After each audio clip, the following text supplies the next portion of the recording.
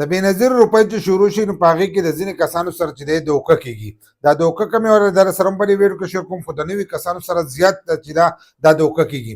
زاړه کسان چې دی هغه په دې باندې پوه خو اکثر د ځینې زړو کسانو سره چې دی هم دغه دوکه وشي نو چې تاسو په دې باندې د وس نه پوه چې سبا ورځې تاسو ته دغه مشکل چې دی دا رانه شي. او له ځینې کسانو سره خو به شي، د کومو کسانو سره شي هغه هم لاندې کمنټ چې دی دا لازم وکړئ. نور معلومات چې دي هغه سره هم شیر کوم. نو دا ویډیو معلوماتي او د غریبانو دپاره تاسو ویډیو رالی دا مخکې شیر کوئ چې نورو کسانو ته رسي، ځکه زیاتر غریبانان چې دی هغه د دې خبرو نه نه خبر، نو اکثر دغه کسان چې دی هغه ورسئ او له دې د وجې نه د هغو سره دغه دوکه چې دا وشي.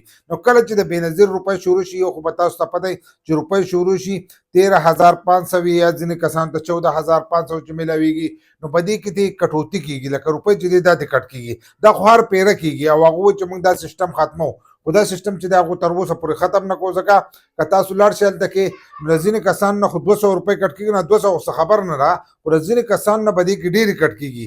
500 روپۍ دې کټ کېږي، 600 روپۍ چې دی دا دې کټ کوي. نو دغه چې ده دا ناجایزه ده. که 100 روپۍ کټ کوي یا 200 کټ کوي، هغه چې موږ زیات کارډونه ګورو، ځکه ما له ځینې کسانو سره خبره وکړه نو هغه وایي چې موږ کارډونه زیات ګورو، ځینې کارډونه پکې تشي او زموږ ټایم چې دی دا ضایع کېږي. نور د هغو له طرفه دې ته کمیشن چې دی دا میلاویږي، لکه تاسو ته دا 13,500 میلاویږي، نو په دې کې د دې کمیشن د حکومت د طرفه دې روپۍ ورکړی کېږي، خو دوی موږ زیات کارډونه پکې تش ګورو، نو د دې د وجې نه 100 یو نیم 100 یا 200 روپۍ چې دی دا کټ کوو. خو له ځینې کسانو سره ډېره ناجایزه په دې کې دا کېږي چې د هغو نه 500 600 روپۍ چې دی دا کټ کېږي. نو که ستاسو نه روپۍ کټ کېږي دا 200 روپۍ هم د هغو حق نه دی او دا 100 روپۍ هم د هغو حق نه دی. نو دې خلاف چې دی تاسو خو شکایت جمع کولی شئ. شکایت دا ده چې تاسو په دفتر کې هم جمع کولی شئ، د دې فارم هم میلاویږي. هغه فارم چې دی دا ډک کوئ نو تاسو به د دغې عذاب نه چې دی خلاص به شئ. بل لا چې په دغې کس باندې به پابندي ولګي، سبا ورځې به دی روپۍ نشي ورکولی. دی د بېنظیر په دفتر کې نه دی، خالي د دغې بینک دا نوم دغی کسي چې هغه تاسو له خالي روپۍ چې دی دا درکوي. خو په دې کې د ځینې کسانو سره فراډ کېږي چې په هغې کې نوي کسان چې دي د هغو سره زیات کېدی شي، دغه شان زړه کسان چې دي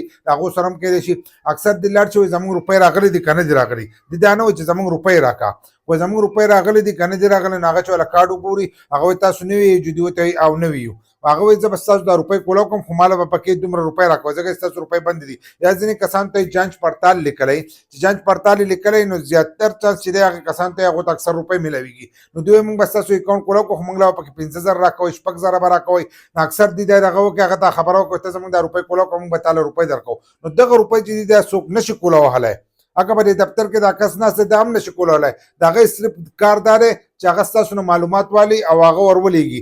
بیا د هغه ځای نه فیصله کېږي چې ته د پروګرام دپاره اهل یې که نه یې.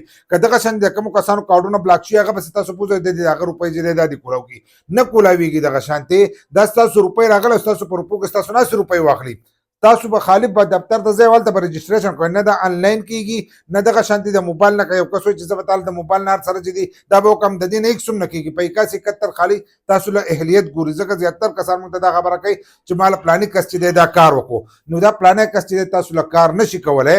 نو کم کسان چې ستاسو نه 5,000 او 6,000 روپۍ کټ کوي نو دا ستاسو سره دوکه کوي.